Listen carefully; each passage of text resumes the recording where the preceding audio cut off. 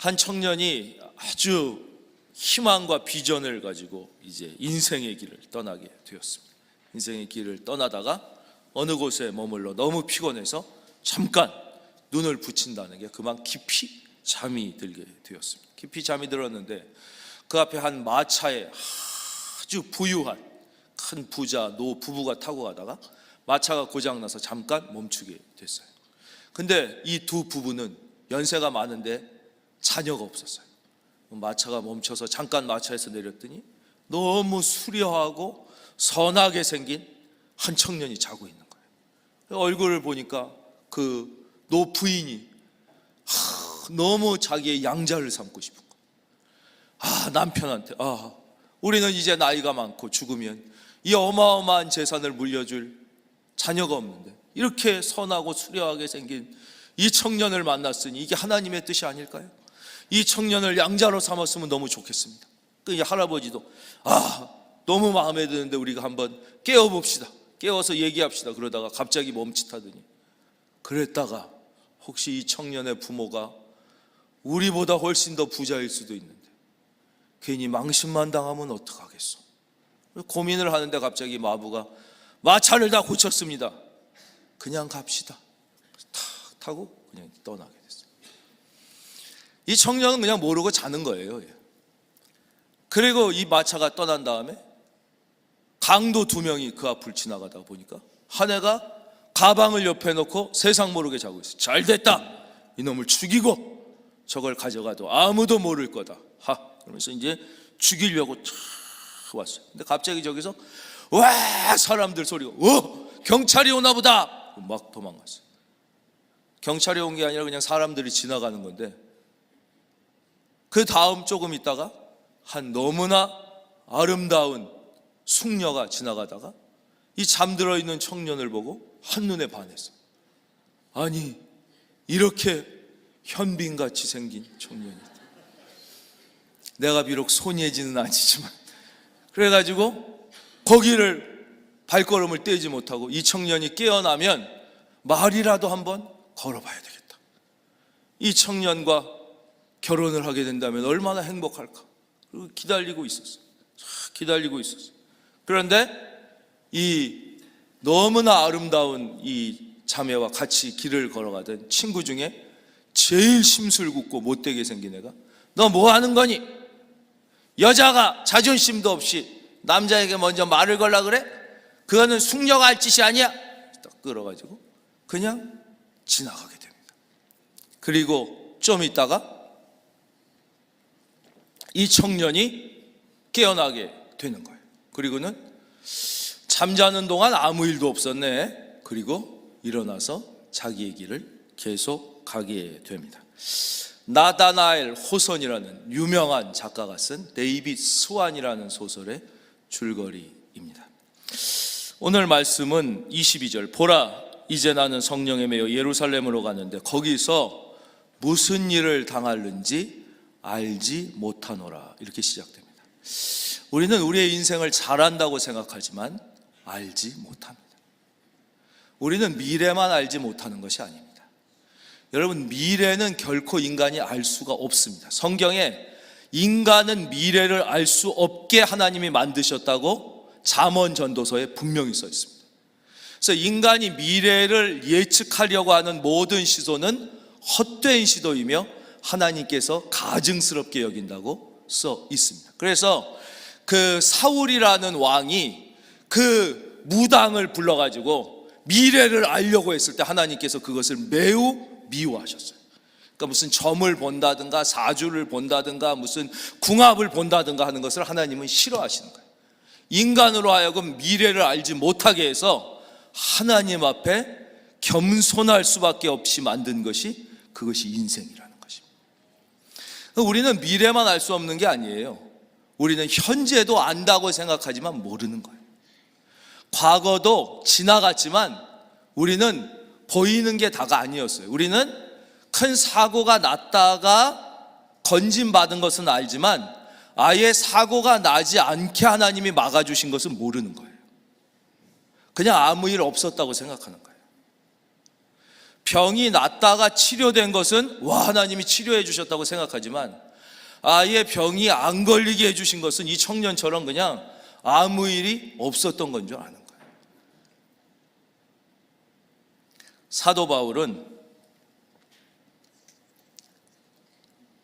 무슨 일을 당할지 내가 알지 못한다. 이것이 사도 바울 같이 지혜롭고 성령이 충만한 사람도 모르는 거예요. 그러니까 우리는 찬송 옛날에 많이 불렀잖아요. 내일 일은 난 몰라요.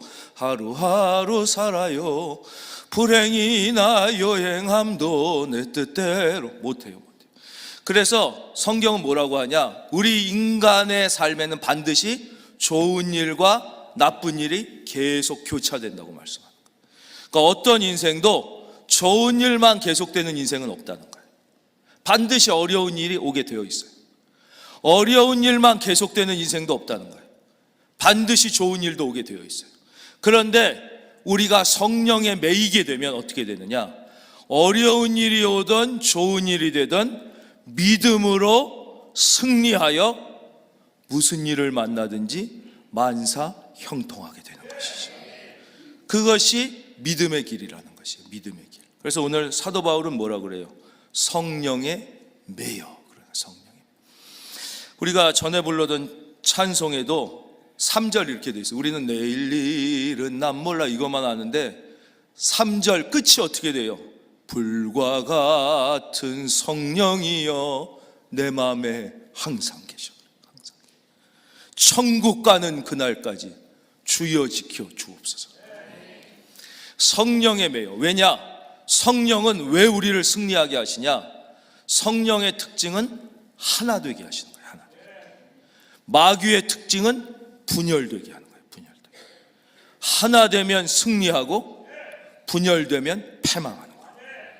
성령은 늘 하나 되게 하시죠. 무엇을 하나 되게 하세요? 첫째, 마음을 하나 되게 하세요. 그러니까 개인은 마음이 갈라지면 망하고 마음이 하나 되면 어떤 인생도 승리하는 거예요. 학생의 예를 들겠습니다. 학생이 공부해야겠다 마음이 하나 되면요, 아무리 IQ가 나쁜 애도 반드시 성공하게 됩니다. 왜 애들이 실패해요? 마음이 갈라지는 거예요. 공부도 하고 싶고 놀고도 싶고 공부를 해야 될지 저기를 가야 될지. 마음이 갈라진 애는 공부에 집중을 할 수가 없어요. 그건 안 되는 거예요. 그러나 뭐 머리 좋다고 공부 잘하는 게 아니에요. 머리가 맨날 엄마들이 다 그러잖아요. 우리 애는 머리는 좋은데요 집중을 못해요. 집중을 못한다는 게 뭐예요? 마음이 갈라지는 거죠. 성령이 임하면 마음이 하나가 되는 거예요. 뭐든지 자기에게 주어진 일에 마음이 하나가 되는 거예요. 하나. 가정도 마찬가지. 가정에 성령이 임하면 온 가족이 마음이 하나가 되는 거예요. 그럼 그 가정이 어떤 어려운 일을 당해도 똘똘 뭉쳐서 오히려 더 사랑하게 되고 더 서로 위로하게 되고 그 어려움을 딛고 오히려 승리하게 되는 것이죠. 우리 너무 더운 것 같은데 히터를 좀 꺼주면 좋겠어요. 근데 가족이 마음이 갈라져. 아빠는 일로 가고 엄마는 절로 가고 아들은 일로 하고 딸은, 그런 가족을 콩가루라고 그러는 거예요. 콩가루. 그럼 다 망하는 거예요. 서로 싸우고 물고 뜯고 뭐 고소하고 난리 나는 거예요. 교회도 갈라지면 다 망하는 거예요. 국가 하나 되면 튼튼한 나라가 되는 거예요. 갈라지면 다 망하는 거예요. 그 2차 세계대전 때 히틀러의 독일이 박살내지 않은 나라가 하나도 없어요. 유럽에 다 박살났습니다. 딱 한 나라만 못 건드렸어요. 그렇죠? 여러분이 잘 아는 그 나라는 털끝 하나 못 건드렸어요. 어느 나라입니까? 스위스입니다. 스위스는 털끝 하나 건드리지 못했습니다. 왜 그랬습니까? 스위스는 똘똘 뭉쳐 하나 되는 나라이기 때문에 이 나라 건드렸단 우리가 박살난다는 걸 히틀러가 한 거예요. 아니, 스위스는 영세 중립국이라. 아니, 그럼 다 영세 중립국 하게. 우리도 그럼 영세 중립국이요 그럼 일본이 못 쳐들어왔을 것 같습니까? 우리도 영세 중립국이요 그럼 뭐 북한이 못 쳐들어 다 하죠. 그럼 영세 중립국. 오스트리아도 영세 중립국 했잖아요. 다 쳐들어오죠. 왜 그렇습니까? 스위스는요, 외적이 침입하면 모든 국민이 다 군인이 됩니다. 전 국민이 군인이 돼서 나라를 위하여 목숨 걸고 싸워. 히틀러가 훨씬 큰 나라 프랑스, 이탈리아 같은 편이었거든요. 스위스는 털끝 하나 못 들어요. 여러분의 마음이 오직 주님께로 하나 되기를 바랍니다. 그런 인생은 건드리질 못하는 거예요. 마음이 하나. 그래서 성령은 하나 되게 하고 마귀는 분열하게 하는 것이. 한번 따라하겠습니다. 성령은 하나 되게 하신다. 그래서 성령이 그 가정에 임하면 그 가정은 한 마음이 되는 거예요. 한 마음. 부부가 한 마음이 되면 그 가정은 무조건 되는 거예요. 부부가 분열돼 봐요. 그 가정은 망한 가정이에요. 사도 바울은 성령에 매여 있기 때문에 23절은 그냥 알지 못하는 정도가 아니라 결박과 환난이 기다린다고 하시나 그래도 두려워하지 않는 것이. 왜냐? 결박과 환난이 나를 패배시키지 못하고 성령께서 도우셔서 승리하게 될 줄을 믿는 것이에요. 왜요? 자기 힘이 아니라 성령에 매여 있기 때문이에요. 성령이 우리 안에 임하시면 말씀에 집중할 수 있게 돼요. 오직 말씀에 하나 되게 하는 거예요. 그렇지 않으면 자꾸 세상 얘기에 막 흔들려요. 여러분은 특별히 하나님의 선택받은 백성이고 왕 같은 제사장이고 하나님께서 여러분을 어떻게 보시는지를 여러분이 믿음으로 받아들여야 돼요. 세상은, 마귀는 자꾸 딴 얘기를 하는 거예요. 예를 들면 이런 거지요. 영조라는 조선시대에 아주 위대했던 왕이 있어요. 이 왕은 아버지는 숙종이에요. 근데 어머니는 무술이야. 그러니까 어머니 쪽으로 보면 천민의 자식이야. 아버지 쪽으로 보면 왕의 아들이야. 자기가 아버지의 정통성을 갖느냐, 어머니의 정통성을 갖느냐, 자기가 받아들이기 나름이에요. 계속 영조를 공격하는 쪽은 너는 무술이의 자식이라는 거예요. 계속. 영조가 그걸 계속 생각하면 망하는 거예요. 세상은 계속 여러분을, 네가 말이야, 너 가진 게 무슨, 너 좋은 대학도 못 나오고 너 대학도 못 나왔지, 너 이렇게 죄가 많지, 너 지난주에도 마음으로 이따위 짓 했지, 너 뭐 재산도 별로 없지, 너 성공하지도 못했지. 그러나 하나님은 다르게 말씀하시는 거예요. 너는 택한 족속이야, 왕같은 제사장이며 내가 너를 위하여 죽었노라. 여러분, 하나님의 말씀을 받아들이기를 바랍니다. 그게 우리의 신분이 되는 거예요. 신분. 영국의 최고의 전성기는 이제 빅토리아 여왕 때입니다. 그래서 이제 빅토리아 여왕은 무려 64년간 왕위에 있었어요. 그때가 이제 해가 지지 않는 영국이 된 거예요. 64년, 지금처럼 이름만 왕이 아니잖아요. 그때 왕이 진짜 다스릴 때 무려 64년을 해가 지지 않는 영국을 만들고 통치한 분이 빅토리아 여왕이에요. 이분은 원래 왕의 서열이 아니에요. 이분 앞에 왕이었던 분이 윌리엄 4세라는 분인데, 이분이 자식이 없이 죽게 됩니다.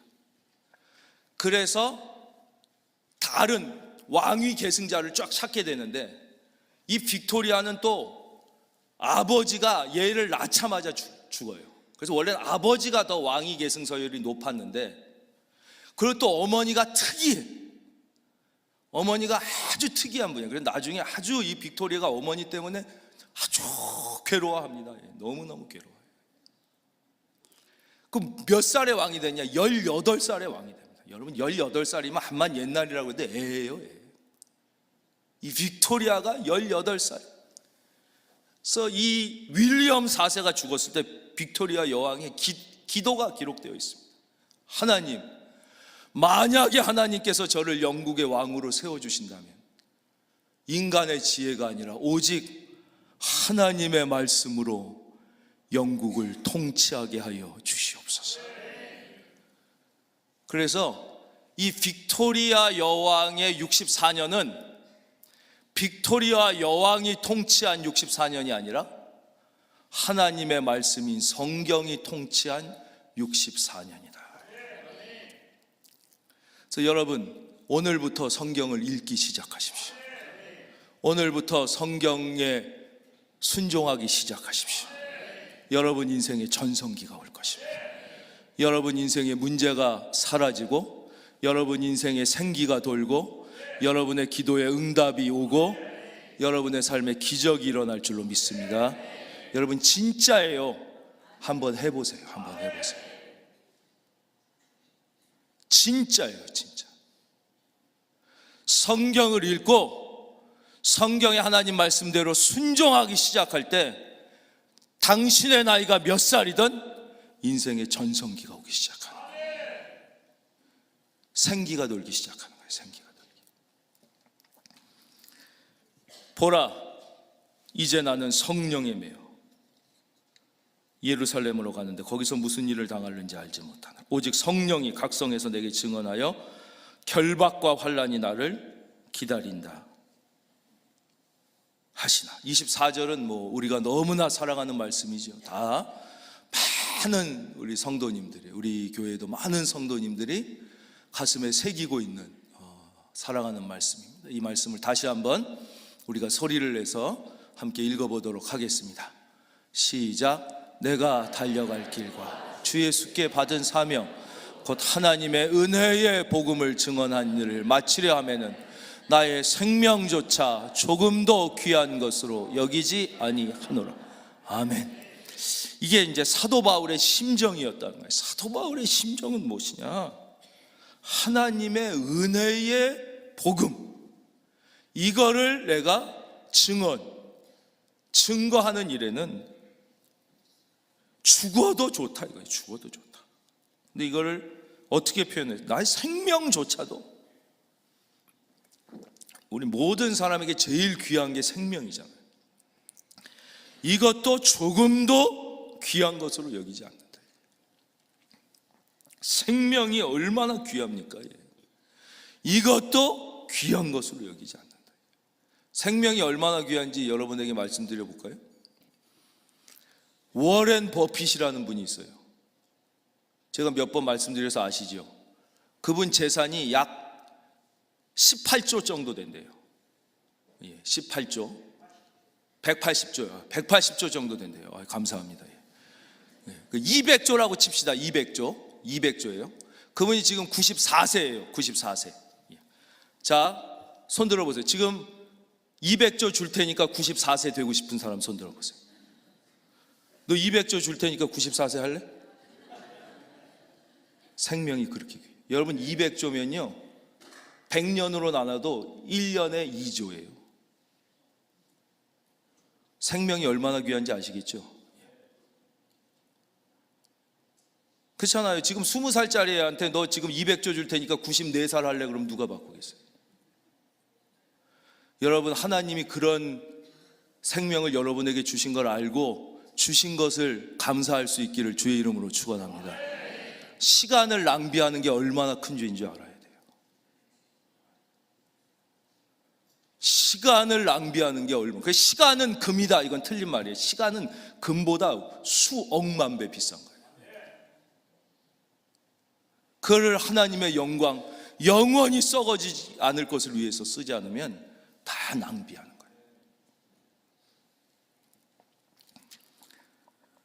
그 생명도 조금도 귀하지 않다는 거예요. 어떻게 이럴 수 있을까? 우리가 이거를 조금 짐작해 볼 수 있는 얘기가 있어요. 이게 2011년 한국경제라는 신문에 이 이야기가 실렸어요. 물론 이 이야기는 그전에도 우리가 많이 들어본 이야기예요. 제가 알고 있는 이야기랑 조금 다른데 얘기는 이렇습니다.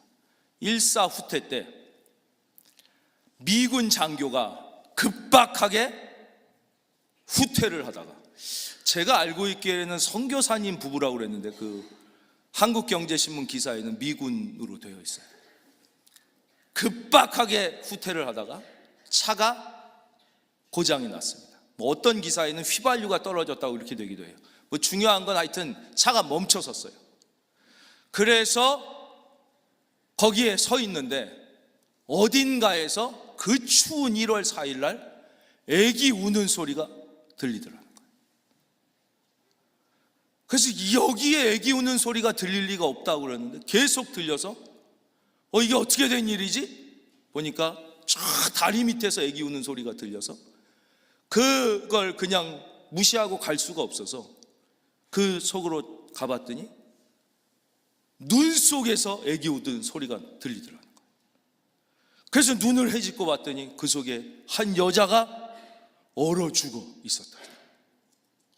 근데 더 놀라운 건 이 여자가 그 추운 겨울날 한겨울에 옷을 하나도 못 입은 채 아예 완전히 나체로 꽁꽁 얼어서 죽어 있더라. 근데 그 속에서 애기 울음소리가 나더라. 그걸 헤집고 봤더니 그 애기가 옷에 다 칭칭 쌓인 거예요. 그 엄마가 피난을 하다가 그 피덩이를 거기서 낳게 된 거예요. 그리고 어떻게 더 이상 갈 수도 없고 애기는 얼어 죽게 되니까 자기 옷을 다 벗어서 걔를 칭칭 써. 그래도 애가 추워 얼어 죽게 자기 체온으로 걔를 다 하다가 자기는 그 눈 속에서 얼어 죽고 애기는 그 엄마의 체온과 옷으로 조금 있으면 얘도 죽었겠죠. 그래서 얘를 도저히 버리고 갈 수가 없어서 걔를 이제 그 속에서 간신히 빼내.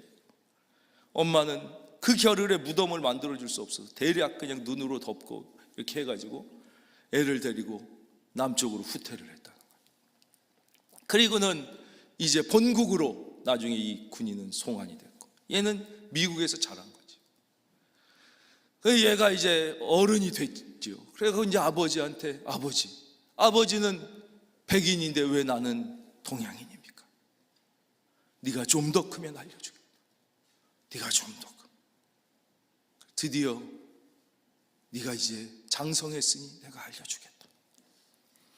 사실은 6.25 전쟁, 한국 전쟁, 북한 공산군에 의해서 일사후퇴 내가 후퇴를 하고 있는데 다리 밑에서 어린애 우는 소리가 났다. 내가 무슨 소린가 해서 내려가 봤더니 한 여자가 어린아이를 자기 자식을 살리기 위해서 그 애를 자기 옷으로 다 싸고 본인은 옷을 다 벗은 채 얼어 죽어 있었다. 바로 그 여인의 품속에 있던 아이가 너다. 그래서 내가 너를 안고 후퇴를 해서 미국으로 와서 너를 키우게 된 것이다. 얘가 그 얘기를 듣고 막 울면서 아버지, 그 어머니가 계셨던 그곳을 내가 꼭 가고 싶습니다. 그것을 꼭 찾고 싶습니다. 그래서 이제 한국에서 그 자리를 찾으려고 그러는데 대한민국이 너무 발전이 돼서 그 자리를 찾아도 찾질 못했다는 거예요. 그 신문 기사에 의하면. 그래서 어쩔 수 없이 못 찾게 된 거예요. 1980년 어느 날 도저히 그 자리가 어딘지는 찾을 수 없다. 그러나 강원도 여기 어디쯤인 것 같다. 그래서 국도 옆에 어느 들판에 그 청년이 여기가 아마 이 정도쯤에 네 엄마가 너를 위해서 너를 살리려고 너를 대신해 얼어 죽은 곳이다. 걔가 거기 서서 울면서 자기 옷을 하나씩 다 벗었다. 그 흙 위에 놓으면서 엄마 얼마나 추우셨어요. 엄마 저를 살리기 위해 얼마나 추우셨어요. 이제는 이 옷 입고 춥지 마세요. 그래서 옷을 다 이렇게 덮어서 이 추운 눈 속에 그 서양 노신사와 동양인 청년이 서 있었던 장면이 사진에 찍혔다. 그런 기사가 이제 한국경제에 난 적이 있어요. 우리가 아마 비슷한 이야기는 많이 들어보십니다. 그러니까 얘가 누가 시켜서 옷을 거기 와서 그 추운 데 벗은 게 아니란 말이에요. 자기 어머니가 자기를 살리기 위하여 그런 사랑으로 그 추위를, 죽음을 견뎠다는 것을 얘가 알았을 때 그렇게 하지 않고는 견딜 수가 없는 거죠. 그 사랑 때문에 그걸 누가 하지 말라고 그래도 얘는 견딜 수가 없는 거예요. 너무 그렇게 하고 싶은 것이죠. 그게 바로 사도 바울의 심정인 것이죠. 예수님께서 나를 위하여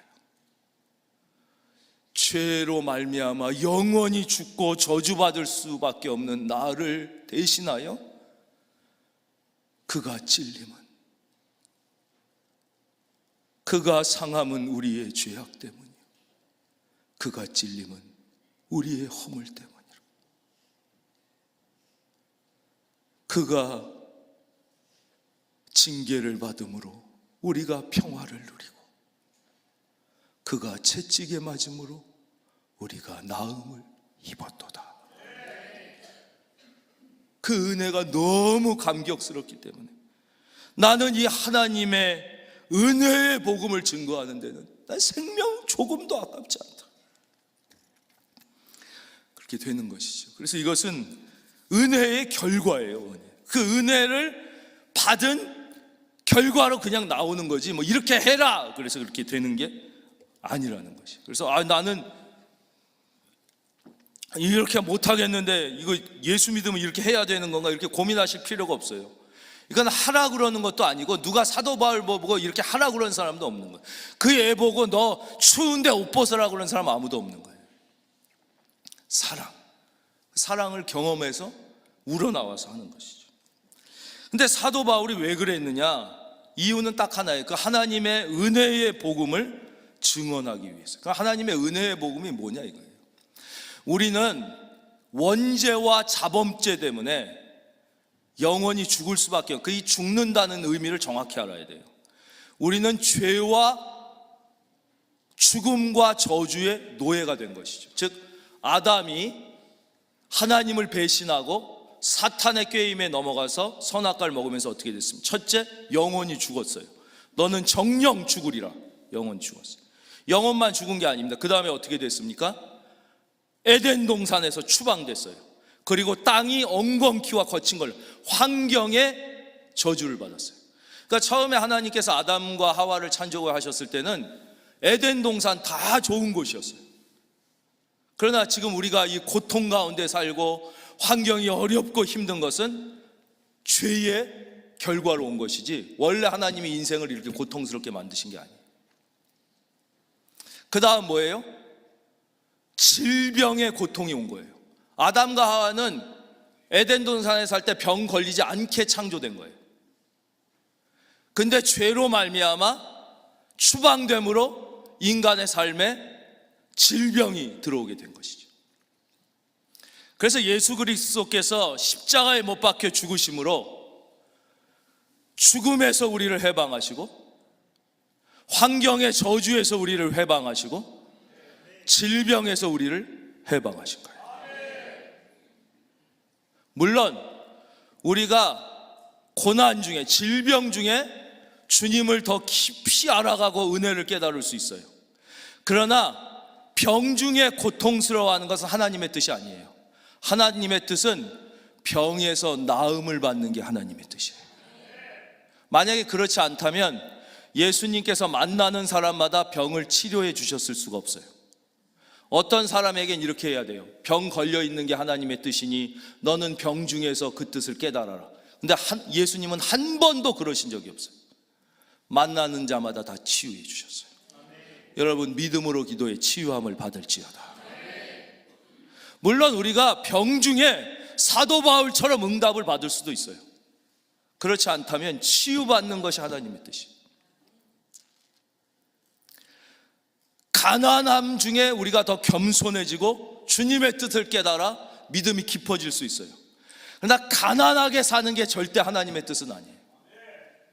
하나님을 믿고 가난에서 벗어나 이웃을 도우면서 사는 게 하나님의 뜻이에요. 그래서 여러분 아시겠지만 지구상에 가장 다른 나라들이 부러워하는 복지국가, 뭐 여러분들이 보통 얘기하는 맨날 텔레비 뉴스에 나오는 뭐 있어요? 덴마크, 노르웨이, 스웨덴, 또 뭐 있어요? 핀란드. 이 네 나라의 공통점이 뭐예요? 다 국기에 십자가가 있는 거예요. 십자가. 이 네 나라는 가장 유럽에서 야만족이고 못 살던 나라. 거기 뭐 해 먹겠냐? 농사를 짓겠습니까? 그 북극에서 가까운 땅에. 그렇죠? 그들이 예수 믿고 국기에 십자가 달기 시작하면서 세계에서 가장 잘 살. 영국은요, 국기에 십자가가 3개예요. 대한민국이 물론 국민이 부지런하고 하지만 우리가 뭐 갑자기 이 한반도에 딴 사람이 살다가 우리가 산 게 아니잖아요. 5,000년 동안 살았는데 왜 이렇게 복을 받는 나라가 됐습니까? 애국가에 하나님이 보호하사 우리나라 만세. 그게 원래 처음 찬송가 1장이었어요. 여러분의 가정을 하나님이 다스리시길 바랍니다. 그게 하나님의 뜻이에요. 그래서 예수님께서 처음에 이 땅에 왜 오셨느냐, 자기의 사명을 말씀하실 때 누가복음 4장 18절 이렇게 분명하게 말씀하시잖아요. 주의 성령이 내게 임하셨으니 가난한 자에게 복음을 전하게 하시고 내게 기름을 부으시고 나를 보내사 포로된 자에게 자유를, 눈먼 자에게 다시 보게 함을, 눌린 자를 자유롭게 하고 주의 은혜의 해를 전파하게 하려 하심이라. 더 직접적인 말씀도 성경에 있습니다. 고린도후서 8장 9절을 찾아보겠습니다. 우리 주 예수 그리스도의 은혜를 너희가 알거니와 부요하신 이로써 너희를 위하여 가난하게 됨은 그의 가난함으로 말미암아 너희를 부요하게 하려 하심이라. 좀 심각한 질병이나 낙심하여 좌절하고 버거운 삶을 사는 분들에게 좀 소개해주고 싶은 분이 있어요. 그분이 스탠리 존스라는 선교사예요. 이분 얘기를 제가 여러 번 해드리는데, 이분의 책 중에 하나님의 예스라는 책이 있어요. 이분은 70세까지 30대 체력으로 살던 분이에요. 근데 이분이 갑자기 중풍에 걸리게 됩니다. 그냥 쓰러졌어요. 그러나 이분은 하나님이 역사하시면 불가능이 없다는 사실을 믿었어요. 그래서 쓰러진 다음에 전 세계의 동역자들에게 긴급 기도 요청을 합니다. 그리고 더 중요한 것은 자기 병동의 간호사에게 부탁을 합니다. 모든 간호사, 믿든 믿지 않든 자기 병실에 들어올 때마다 무조건 나사렛 예수 그리스도의 이름으로 명하노니 일어나 걸으라, 이 말을 무조건 해달라고.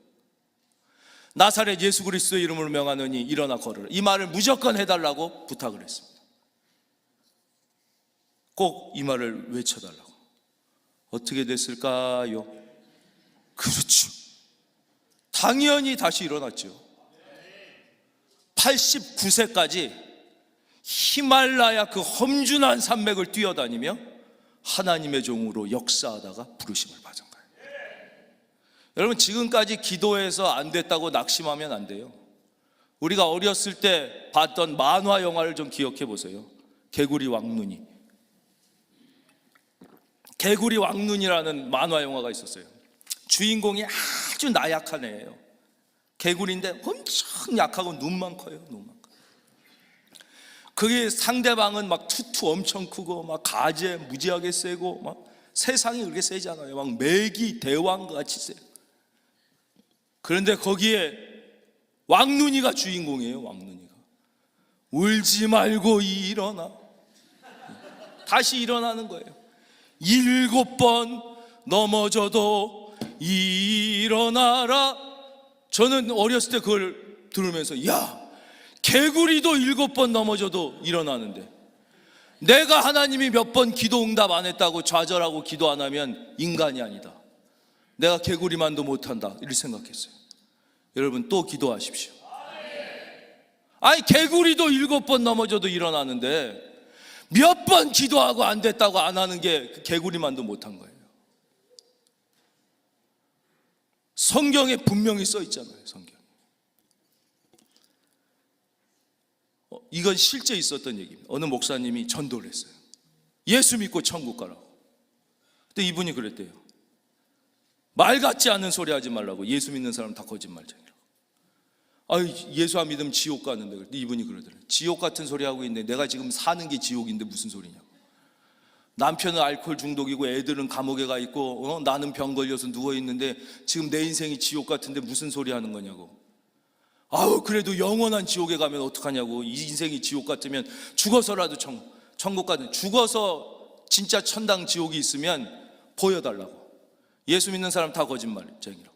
실제 보여줄 수 없으니까 그 얘기하지. 증거를 대는 걸 가놓고 얘기하고 믿으라고 그래야지.